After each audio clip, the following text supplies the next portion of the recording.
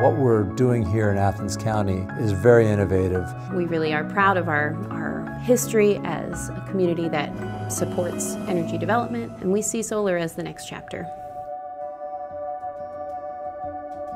SOPEC sought out to develop a community solar program. I think the way that a traditional community solar fund would work is you have to continue to attract capital from investors. In our program, we don't have to create an investment fund, and we don't have to attract investors. In our program, all community members throughout the City of Athens automatically contribute to our community's community solar fund through the carbon fee.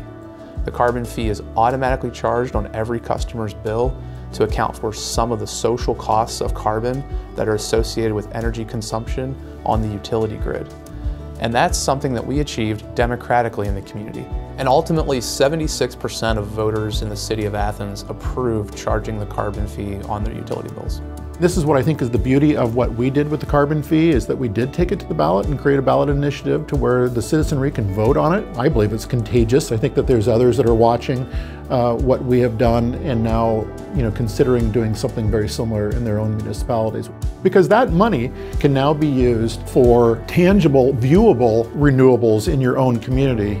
This community solar mechanism, it actually drives a lot of investment. So a small amount of money through the program can leverage a lot. And that's another way in which this is very innovative. We can borrow enough funds to start building out possibly an entire megawatt of solar panels on public buildings as soon as 2019. We already have a lot of solar here in the City of Athens, on our community center, on our water treatment facility, on numerous businesses in town, as well as more and more residences. We just flipped a switch on that solar array at the water treatment plant, and we're already starting to see our meter spinning backwards.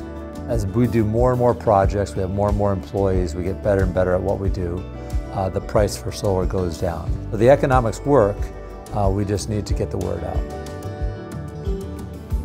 The next step of this, though, is to go further out into Appalachia, further out into other communities that maybe don't have the same types of public opinion. I think you have to go through the same public process, same democratic process, public education, and put it on the ballot there too. We're proud of Athens' commitment to make solar accessible for all of its citizens. We've demonstrated that democracy and energy choice can work together to create a cleaner, more healthy place for us all.